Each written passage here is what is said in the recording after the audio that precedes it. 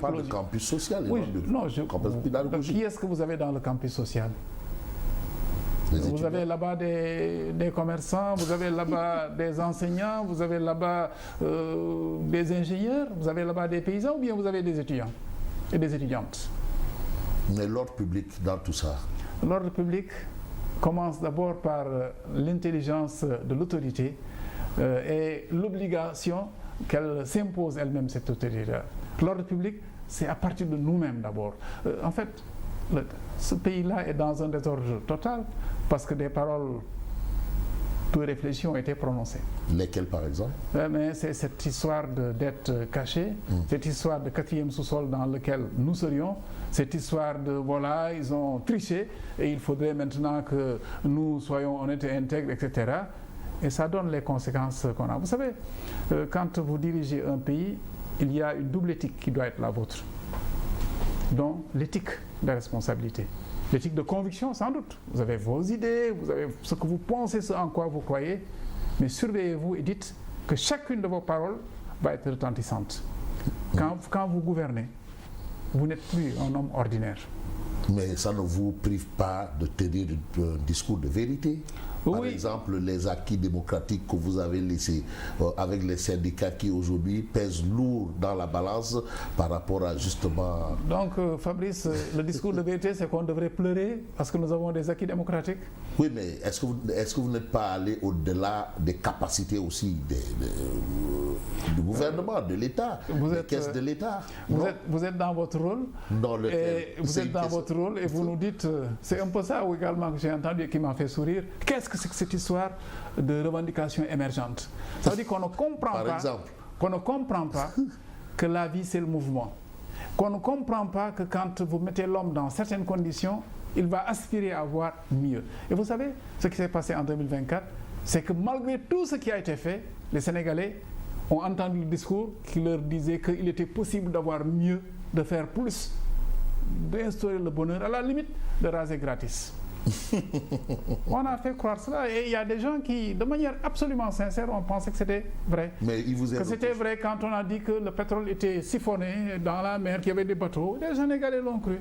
Les Sénégalais ont cru que oui, dans les maisons des ministres, il y avait des coffres remplis à ras-bord d'argent et qu'il fallait seulement défoncer les portes pour se servir à la société. Les Sénégalais l'ont cru de bonne foi et ça a donné ce que nous avons vu. Etc., etc. On a eu une culture de haine dans ce pays. On a fait croire à certains qu'il y avait les bons d'un côté, voilà les mauvais. Et c'est resté dans les têtes. Et voilà, etc., où est-ce qu'on en est. On a dit que tout ce qui avait été fait n'en valait pas la peine, que le stade d'Abdoulaye Wade, ce n'était pas une priorité, que le TER, de toute façon, ne roulerait pas, que le BRT n'était pas une urgence, que vouloir faire des routes, n'est-ce pas, qui nous permettent d'aller et venir à l'intérieur du pays, que tout ça c'était du chiquet parce que c'était surfacturé et tout.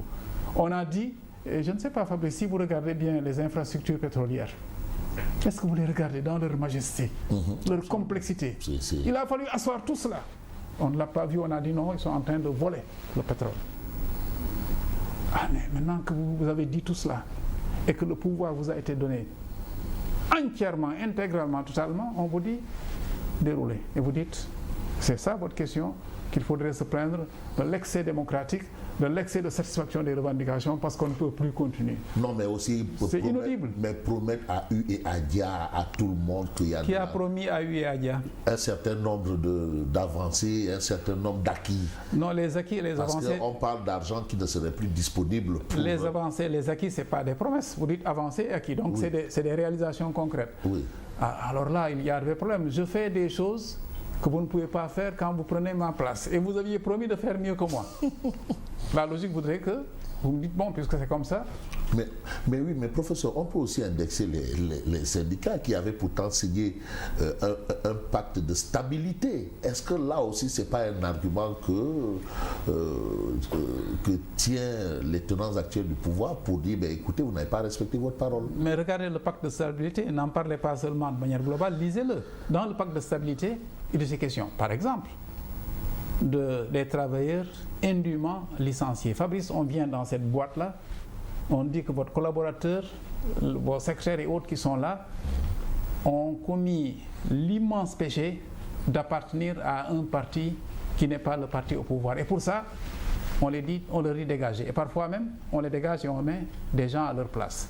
Ils sont plus de 30 000.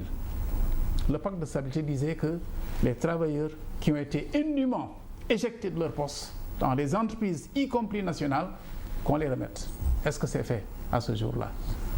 Le pacte de stabilité, je vous parle de choses que je connais, ne veut pas dire du tout croisez les bras, taisez-vous, laissez faire, ne revendiquez pas, ne demandez rien, etc. Non, c'est un engagement des différentes parties prenantes. Et si vous écoutez bien les centrales syndicales signataires de ce pacte-là, elles disent que bon, malheureusement, il y a un double obstacle. Non seulement les engagements ne sont pas respectés, mais trop souvent, il n'y a même pas d'interlocuteur.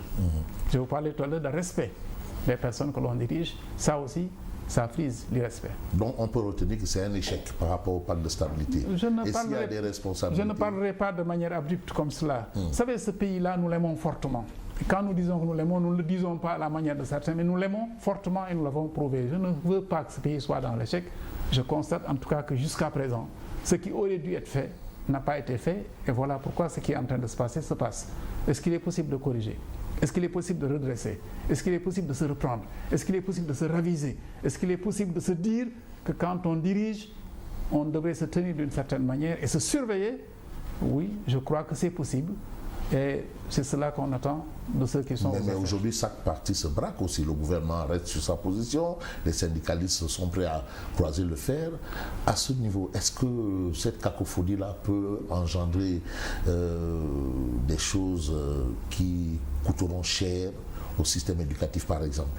Quand vous présentez la chose comme ça, vous ne parlez pas de manière directe d'une partie importante, ce sont les apprenants.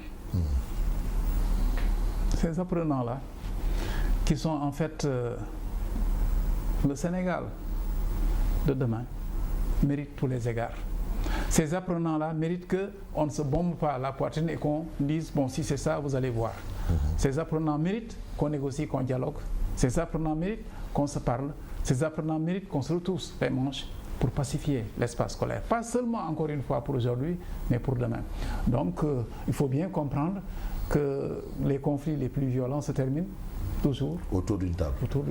Oui. Et donc mieux vaut y aller pour minorer les dégâts que de laisser les choses aller jusqu'à leur extrême démesure et essayer en fait de faire ce qu'on aurait pu faire un peu plus tôt. Mais vous, en tant que ministre du Travail, vous avez quand même vécu un certain nombre de choses à ce niveau. Comment avez-vous fait? Comment avez-vous géré certaines situations, mais assez tendues quand même? Tendu, mais je crois que, je le dis de manière absolument franche, j'avais le sentiment que mes interlocuteurs étaient des Sénégalais comme moi.